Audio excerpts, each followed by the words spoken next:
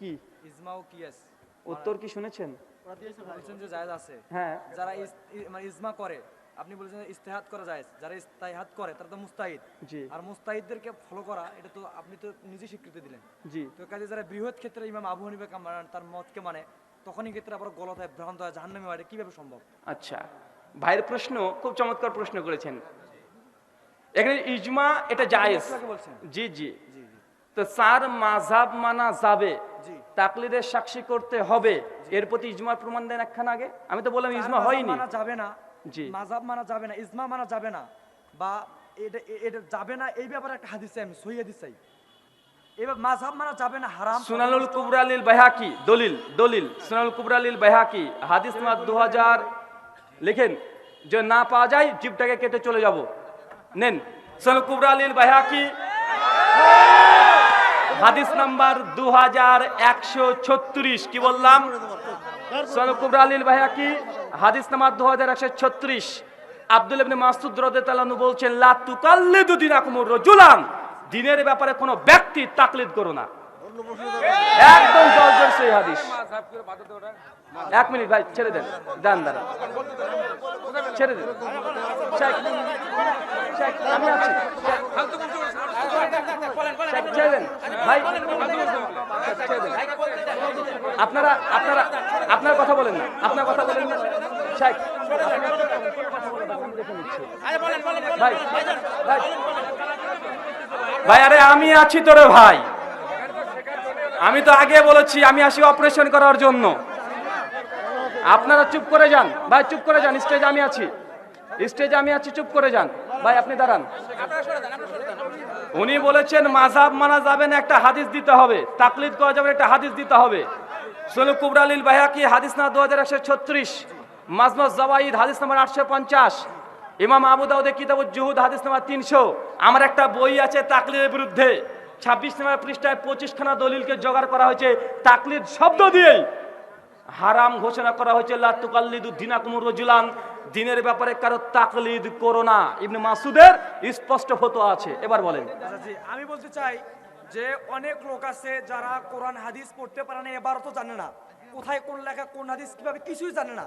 একজন কামলাখাটা মনে করেন, সে আলচুটা সারাদিনে, সে তো জানে না এখন এই দিনের সাধারণ মাসলার ক্ষেত্রে কিভাবে কোথায় হাত বাঁধবো, কোথায় নামাজ পড়বো, কেরাত কি করে বলবো, জানেন? আমি আছি, আমি আছি, চুপ। এক্ষেত্রে জি জি শুনেন। কেউ কথা বলবেন না, বলেন। আমাকে আমাকে আমাকে এক্ষেত্রে তো আমাকে একজন হুজুরের কাছে গিয়ে আমাকে জানতে হবে। মাশাআল্লাহ। কালিমাটা বলেন, তার কালিমাটা বলেন। ভাই আপনি প্রশ্ন করেন, লিখছেন না, প্রশ্ন করেন। প্রশ্ন ভাইয়ের সেকেন্ড প্রশ্ন। ভাই আমি সারা রাত্রি প্রশ্ন উত্তর দেবো, কেউ কথা বলবেন না, স্টেজ আবার নিচে থেকে। ভাইয়ের চমৎকার প্রশ্ন। দেখেন আমি বলি, কথা বলার সুযোগ দেন। তারা সুযোগ দেয় না বলে আমরা সুযোগ দেব না এমনটা নয়, সুযোগ দিতে হবে। ভাই চুপ করেন, চুপ করেন ভাই, কেউ বিশৃঙ্খলা সৃষ্টি করবে না, চুপ করেন, একদম চুপ, সাইলেন্স, একদম সাইলেন্স, কেউ কথা বলবেন না। ভাইয়ের চমৎকার প্রশ্ন। ভাই সংশয় থাকতে পারে কি পারে না? পারে তো।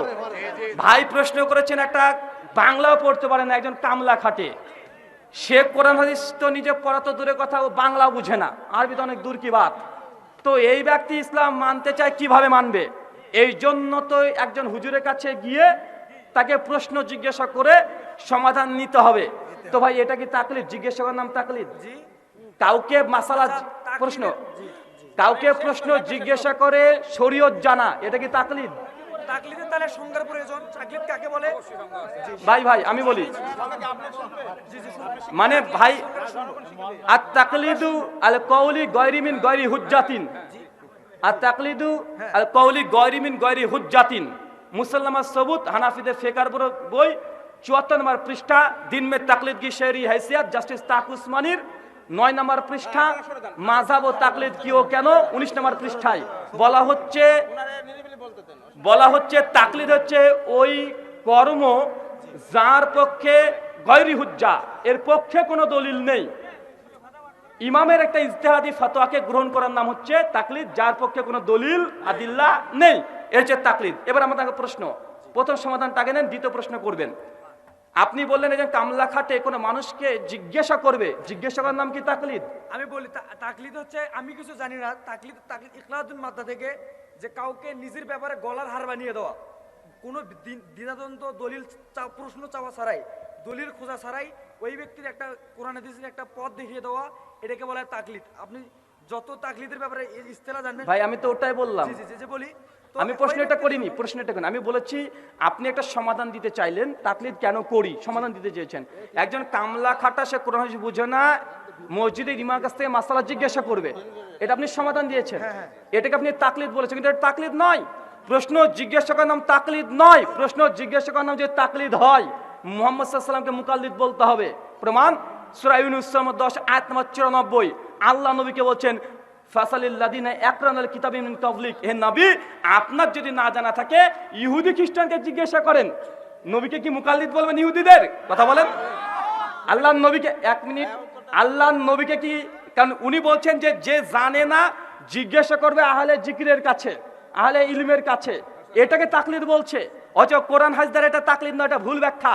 2 নাম্বার, এর প্রমাণ দিয়েছে সূরা ইউনূসের 94 নম্বর আয়াত। আল্লাহ বলছেন হে নবী আপনি যদি না জানেন ওই ইহুদি খ্রিস্টানকে জিজ্ঞাসা করেন। নবী কি ইহুদি খ্রিস্টানের মুকাল্লিদ ছিল? 2 নম্বর প্রশ্ন আবার কই দিচ্ছি, এটার সঙ্গে সংশ্লিষ্ট। তাকলিদ যদি হয় মসজিদের ইমামের কাছে প্রশ্ন জিজ্ঞাসা করে উত্তর নেওয়া, তাহলে মুকাল্লিদ হলেন মসজিদের ইমামের। কেন আবু হানিফার মুকাল্লিদ বলছেন? ইমাম আবু হানিফার সর্বমাসালায় বলেন। ভাই শেষ করেন, আপনি শেষ করেন, আমি আছি রে ভাই। ভাই আপনি ধৈর্য ধারণ করেন ভাই, সারা রাত চলে যাবে, ছেড়ে দেন, আপনি চুপ করেন ভাই, বলেন, আপনি বলেন, সুযোগ দিচ্ছি, বলেন। যে ওই তাকলিদের কথা যেটা বলতেছেন, যে তাকলিদ হচ্ছে ওই ওটাকে মানে অন্য কোনো কথার দিক নির্দেশনাকে গ্রহণ করা, এটাকে বলে তাকলিদ। ওই দিক নির্দেশনার দিকে দলিল চাই না। ভাই ভাই উনি বলে দিয়েছেন যে তাকলিদ উনি স্বীকার করছেন, তাকলিদ হচ্ছে ওটার যেটা দলিল নাই। তো ভাই শরীয়ত কি দলিলবিহীন চলতে পারে? শরীয়তে কি দলিল লাগবে কি লাগবে না? আল্লাহ পবিত্র কোরআনে বলছে সূরা ইউসুফ আয়াত নম্বর 106, কুল হাযিহি সাবিলি আদউ ইলাল্লাহি আলা বাসিরাতিন, হে নবী আপনি তাদেরকে বলুন আমি তোমাকে সোজা সরল পথে ডাকছি, আলা বাসিরাতিন, সুস্পষ্ট প্রমাণ সহকারে। নবী বলছে প্রমাণ সহকারে ডাকছি, আর উনি বলছেন তাকলিদ মানে দলিলবিহীন। তবে বন্ধু দলিলবিহীন কোনো কথা মানা যাবে? আল্লাহ সুবহানাহু ওয়া তাআলা বলছেন পবিত্র কোরআন সূরা বাকারা সূরা নম্বর 2 আয়াত নম্বর 111, কুল হাতু বুরহানাকুম ইন কুনতুম সাদিকিন, সত্যবাদী হলে প্রমাণ পেশ করো। ইসলাম হচ্ছে প্রমাণের নাম। কথা বুঝতে পারছেন?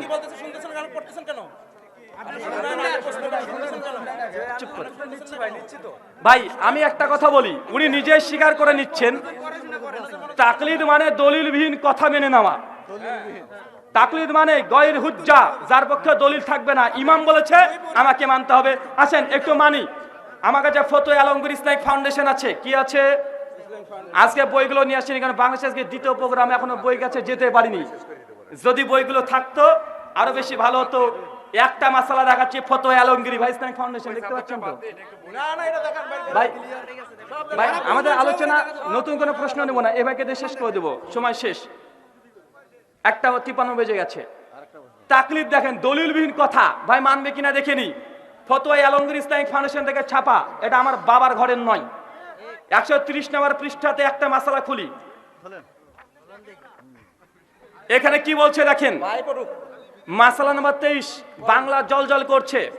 শরীরের কোনো অঙ্গে যদি নাপাকি লাগে এবং তা যদি জিহ্বা দ্বারা চেটে দূর করে দেওয়া হয় এবং এতে যদি নাপাকের চিহ্ন খতম হয়ে যায় তবে তা পাক হয়ে যাবে।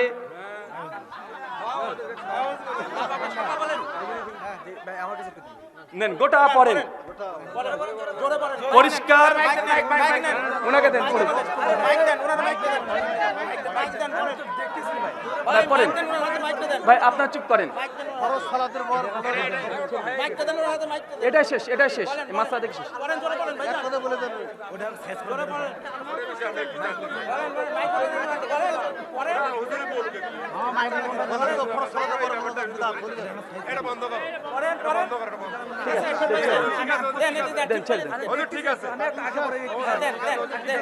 আরো দেখবেন, আরো দেখেন ভাই, ভাইটা কিনে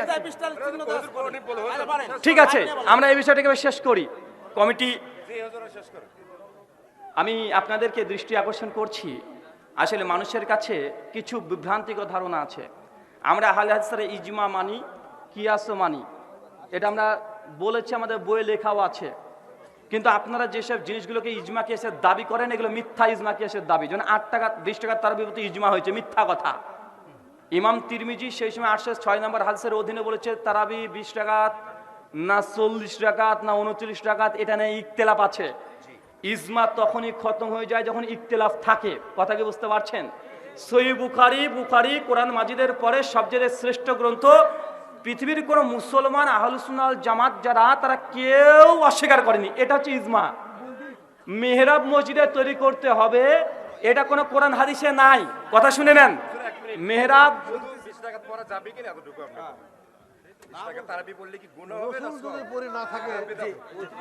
ভাই ভাই 20 রাকাত তারাবি ভাই, আপনি ঠিক পেয়েছেন তো? ভুলভাল মিথ্যা বলিনি তো? পেয়েছেন তো? ঠিক আছে ভাই। ভাই এক কথা আমি অ্যান্সার পারি না। আমার আলোচনা ডিটেল,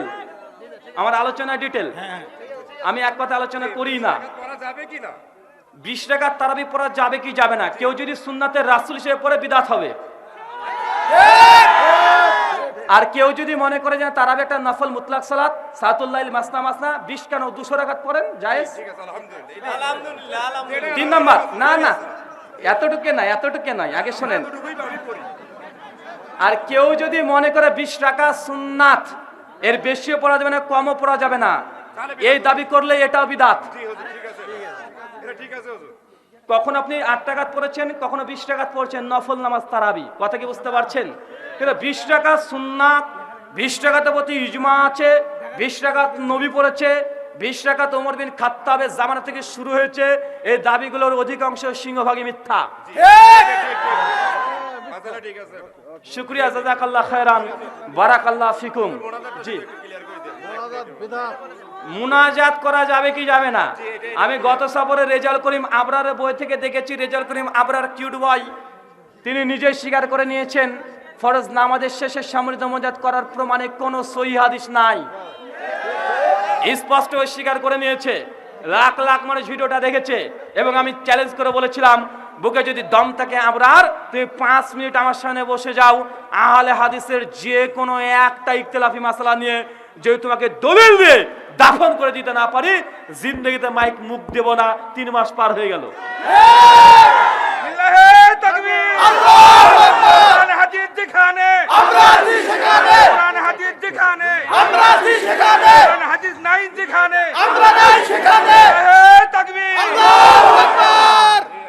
আমরা বলেছিলাম শবে বরাতের রাত্রিবেলাতে, শবে বরাতকে কেন্দ্র করে 15ই শাবান রোজা রাখা বিদআত। বা আমাদের আলসে ফতোয়া আছে না নাই? তারা বাহাস করেছিল নাকি আকরামুজ্জামান বিন আব্দুল সালামের সঙ্গে। কিন্তু কেউ যদি মুনাফিকি করে বাহাসে জিতে যায়, ভাই তাহলে কিছু করার আছে? মিথ্যার কোনো হাত পা হয় না। রেজাউল করিম আবরারের এবছরে আরেকটা বই নিয়ে এসেছি, 12 মাসের করণীয় এবং বর্জনীয়। রেজাউল করিম আবরার বইটার পৃষ্ঠা নাম্বার হচ্ছে 186। কি বললাম? কথা বলেন। 186 নাম্বার পৃষ্ঠা। 186 নাম্বার পৃষ্ঠা কি বলছে? আমরা বলছি শবে বরাতের 15ই শাবান রোজা রাখা কি বলেছি? বিদআত বলি নাই? বিদআত বলেছি। এবার দেখেন কি বলছে। শবে বরাতের বিশেষ সালাত একটা অধ্যায়, এরপর 100 শবে বরাতের বিশেষ রোজা, মানে শবে বরাতের রোজা। ভাই আপনি আসেন একটু দেখেন ভুলভাল পড়ছি কি। কি বলছে দেখেন, শবে বরাত উপলক্ষে পরের দিন 15 তারিখে অনেকে রোজা রাখেন। এমনিতেই কেউ চাইলে মাসের 15 তারিখ রোজা রাখতে পারে, কেননা 15 তারিখ আইএমএ বীজের অন্তর্ভুক্ত। 1 নাম্বার। 2, সেই হিসাবে কেউ যদি 15 তারিখ রোজা রাখে তাহলে সমস্যা নেই। আল্লামা ইবনে রজব হাম্বল রাহিমাহুল্লাহ শাবানের 15 তারিখ রোজা রাখাতে নিষেধ নেই, কেননা 15 তারিখ হলো আইএমএ বীজ এর অন্তর্ভুক্ত। আর প্রত্যেক মাসের এই তারিখে তো রোজা রাখা মুস্তাহাব। এছাড়া রাসূল কারীম সাল্লাল্লাহু আলাইহি ওয়াসাল্লাম বিশেষভাবে শাবানে রোজা রাখতে বলেছেন। মানে 15ই শাবানে খাস ভাবে শবে বরাতকে কেন্দ্র করে কোনো রোজা নাই। তাকিয়াবাজি করে দলিল দিচ্ছে কি আল্লাহর নবী আইএমএ বীজতে প্রত্যেক মাসে 15 তারিখে রোজা রাখতো, ওইটা এই নিয়াতে রাখেন। কিন্তু মানুষকে খুলে পরিষ্কার করে বলা যায় না? মানুষকে বলে দেন, কেন বলছেন না? যে 15 শাবান কোন রোজা নেই, কোরআন দ্বারা প্রমাণিত নয়। যত হাদিস এসেছে সব জাল এবং জয়ীফ, সবগুলো জয়ীফ। কিন্তু এই মাসলাতে তারা কিয়াস করছে কোথা থেকে? যেহেতু 15 তারিখ 13, 14, 15 আইএমএ 20, তো বলছে 15 তারিখ আইএমএ 20 এর অন্তর্ভুক্ত এই নিয়াতে রোজা রাখেন। মানুষকে পরিষ্কার করে বলে দেন, আহলে হাদিস কারচুপি করি না, তাকিয়াবাজি করি না। এরপরে দেখেন সালাত প্রসঙ্গে কি লিখছে, সবতে সালাত আদায় করা হয় না, মসজিদে নামাজ পড়া হয় না। আমরা বলছি এটা নাজায়েজ, এটা কোন দ্বারা প্রমাণিত নয়। তারা কি লিখছে দেখেন, একই কথা রেজাল্ট করে আমরা নিজে স্বীকার করতে বাধ্য হয়েছে।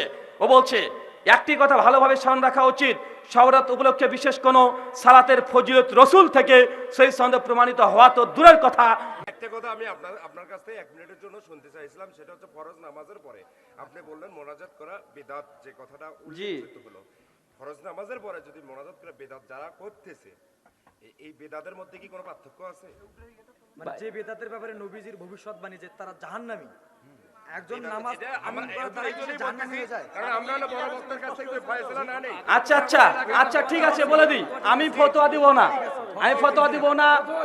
আমার একটা ওসুল আছে, বারবার বলে দিয়েছি। আমি শুধু এই ইখতিলাফি মাসালা নিয়ে বিতর্ক করি না। আমি শুধু ইখতিলাফি মাসালা নিয়ে বিতর্ক করি এমনটা নয়। আমার সঙ্গে হিন্দুদের বাহাস আছে না নাই, কথা বলেন? খ্রিস্টানদের আছে না নাই, নাস্তিকদের আছে না নাই। আমার একটা উল্টো ওসুল আছে, বিরোধীকে খণ্ডন করতে হবে, বিরোধীদের তরবারি দিয়ে আঘাত করো।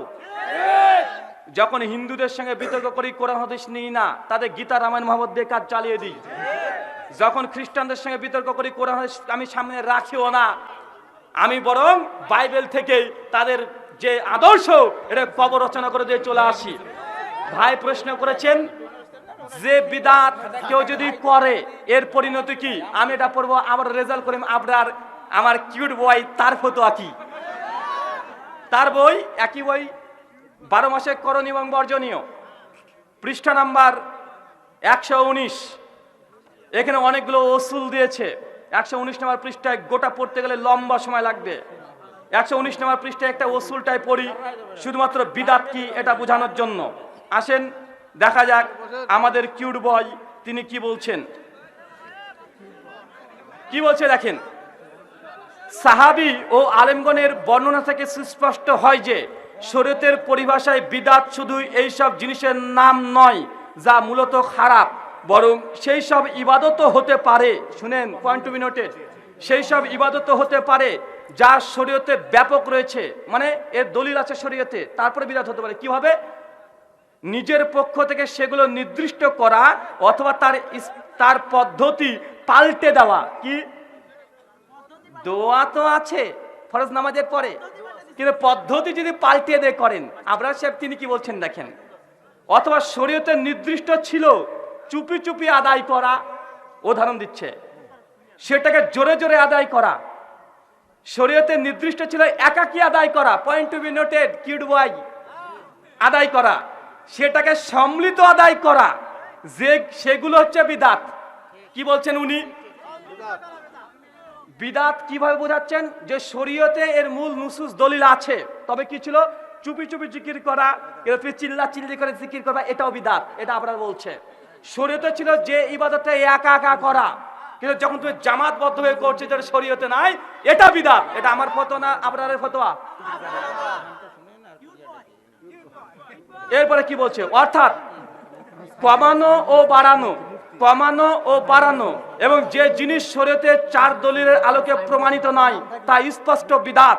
বিদআতের ভয় ভয় প্রথম আলোচনা করে বলেছেন, যারা এই বিদআত করে এই বিদআতের পরিণাম হচ্ছে ফিন্নার, তারা হচ্ছে জাহান্নামে যাবে। এটা আবরার সাহেব বলেছে তার বই 12 মাসে করণীয় এবং বর্জনীয়, 114 নম্বর পৃষ্ঠা থেকে 125 নম্বর পৃষ্ঠার মধ্যে ডিটেল আলোচনা করছে সুন্নাত এবং বিদআতের উপর আলোচনা করতে গিয়ে তিনি বলেছেন এইসব বিদআতি, মানে এটা বেরলভীর বিরুদ্ধে লিখতে গিয়েছিল। কথা বুঝতে পারছেন? বেরলভীরা জিকির আজকার করে না, চিলাচিলি করে, ওরা বিরুদ্ধে লিখতে গিয়ে হক উসুলটা বলে দিয়েছে। কথা বুঝতে পারছেন? শুকরিয়া, জাযাকাল্লাহ খায়রান, বারাকাল্লাহু ফিকুম। ওনা কি বলছেন? এশার সালাতের এশার সালাত এক মিনিট আপনি বসেন তাহলে এখানে বসেন মাইক নেন প্লেন নেন কি বিষয় নির্ধারণ করেন বিষয় নির্ধারণ করেন শর্ত লেখেন এখনই হবে বিষয় নির্ধারণ করেন কি বিষয় মাইক দেন 10টা বিষয় হয়ে গেছে আমি শেখার কয়টা প্রশ্ন করা হোক বাহাত করা ভাই ওনাকে কয়টা প্রশ্ন করা শেখার জন্য বলছি আমি কথাটা আমি বাহাত করার জন্য না এটা শেখার জন্য এশার ফরজ সালাতের পরে বেদাত নামাজ মুনাজাত করা ঠিক এশার নামাজের পরে আমরা কতক্ষণ পর্যন্ত কোরআন ও হাদিসের বক্তব্য এরকম প্যান্ডেল করে শুনতে পারি এটা তাহলে ভেক কথা গেল ভাইজান প্রশ্ন করেছেন সাইড দাও সাইড ভাই। এটা শেখার জন্য হুজুর কিন্তু ভাই ঠিক আছে ঠিক আছে ঠিক আছে শেখার জন্য বলছি ভাইজানের প্রশ্ন ভাই প্রশ্ন করতে দেন সমস্যা কি ভাইজান প্রশ্ন করেছেন ভাই এশার সালাতের পর কতক্ষণ ইলম অর্জন করা যায় একটা আছে অনর্থক কথা বলা যাবে না, হাদিসে স্পষ্ট নিষিদ্ধ আছে অনর্থক কোনো কথা বলা যাবে না, সহিহ বুখারী মুসলিমের একাধিক হাদিস। কিন্তু দিনের এই ইলম অর্জন যদি করতে চায় সারা রাত ধরে করবে। ইমাম বুখারীর জীবনী লিখেছে ইমাম খাতিব বাগদাদি তারিখে বাগদাদের মধ্যে, খাতিব বাগদাদি তিনি বলছেন এবং তারিখে দামেস্কের মধ্যে লিখেছেন ইমাম বুখারীর রাত্রিবেলাতে যখন উঠতেন সেই সময়তে তার শাগরেদকে নিয়ে সারা রাত্রি ধরে তিনি হাদিস চর্চা করতেন, সনদকে পাল্টে দিতেন, সনদকে ঠিক করতেন। ইমাম বুখারীর সম্পর্কে তার একজন ছাত্র বলছে আমি একদিন দেখছি উস্তাদকে এক রাত্রে 15 বার উঠেছে, লাইটটাকে অন করেছে, মানে মোমবাতি এই জাতীয় যা আছে আগুনকে আছে জ্বালিয়েছে, বন্ধ করেছে, উঠেছে। কি করছিল? বারবার তিনি ইলম অর্জন করছিলেন, লিখছিলেন, দার্স দিচ্ছিলেন। একাধিক সালাফদের আমল থেকে প্রমাণিত আছে এবং এটা হচ্ছে প্রকৃত ইজমা। এই ফতোয়া তাহলে আবরার সাহেবকে জিজ্ঞাসা করতে হবে। হাটা যাইতে পাঠিয়ে দেন, তারা তো এসার পরে জালসা ওয়াজ মাহফিল করে কি করে না? চরমনা এরা করে কি করে না? এনাদপুরি, জনপুরি, রাজারবাগি, ফুলতুলি, দেওয়ালবাগি, আটরশি সবাই করে। তুমি মহারাজ, সাধু ওলিয়া, জামিয়া চোর বটে। মনে রাখবেন কিলিয়ে কখনো কাঁঠাল পাকানো যায় না। ভাবের গরুকে গাছে তোলা যায়, স্বপ্নের গরুকে গাছে তুলে দিতে পারেন। তবে আমরা মনে করি সমস্ত উলেমারা একমত, ইলম অর্জন সারা রাত যদি কেউ করতে চায়, ছাত্র শিক্ষক সারা রাত করতে পারবে। কথা কি বুঝতে পারছেন? তবে এটা কন্টিনিউয়াসলি নয়, প্রতিদিন নয়। কন্টিনিউয়াসলি যে করবেন এমনটা নয়। কারণ সহিহ বুখারী 5063 নম্বর হাদিস কিতাবুন নিকাতে একজন সাহাবী বলছেন আল্লাহর নবী তিনি ওয়াদা করেছিলেন যে সারা রাত্রি তাহাজ্জুদের নামাজ পড়বো। আল্লাহ নবী বলেছে ফালাইসা মিন্নি, কেউ যে সারা রাত্রি তাহাজ্জুদের নামাজ পড়ে সে আমার উম্মতের অন্তর্ভুক্ত নয়। ইলম অর্জন মাঝে মধ্যে যদি রাত্রিব্যাপী করেন এটা গুনাহ হারাম নয়, কিন্তু প্রতিদিন যদি করেন, নিজের শরীরের উপরে জোর দিয়ে চাপ দিয়ে যদি করেন, সহিহ বুখারীর 46 নম্বর হাদিস, আল্লাহ নবী বলেছে ততক্ষণ পর্যন্ত তোমরা ইবাদত করো যতক্ষণ তোমাদের শরীরে কোলায়। শরীর যখন পারবে না ইবাদতকে ছেড়ে দিতে হবে। কথা বুঝতে পারছেন?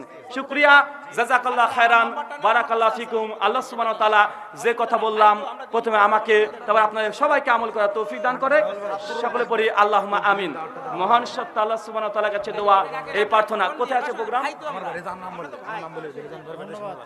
রেজাউন ভাইয়ের মাদ্রাসাদের সামনে বছর প্রোগ্রাম নিয়েছে, ইনশাআল্লাহ আমরা সকলে যাব ইনশাআল্লাহ। ইনশাআল্লাহ আল্লাহ সুবহানাহু ওয়া তাআলা আমরা যারা উপস্থিত আছি, যারা মৃত্যুবরণ করেছে, তা যদি শিরক না করে মৃত্যুবরণ করে, আল্লাহ সুবহানাহু ওয়া তাআলা তুমি তাকে ক্ষমা করে জান্নাতুল ফেরদৌস দান করো। সকলে পড়ি আল্লাহুম্মা আমিন। একটা ঘোষণা দিতে ভুলে গেছি, বিশেষ ঘোষণা। আমার লেখা বছরে আরো 4টে বই বের হয়েছে।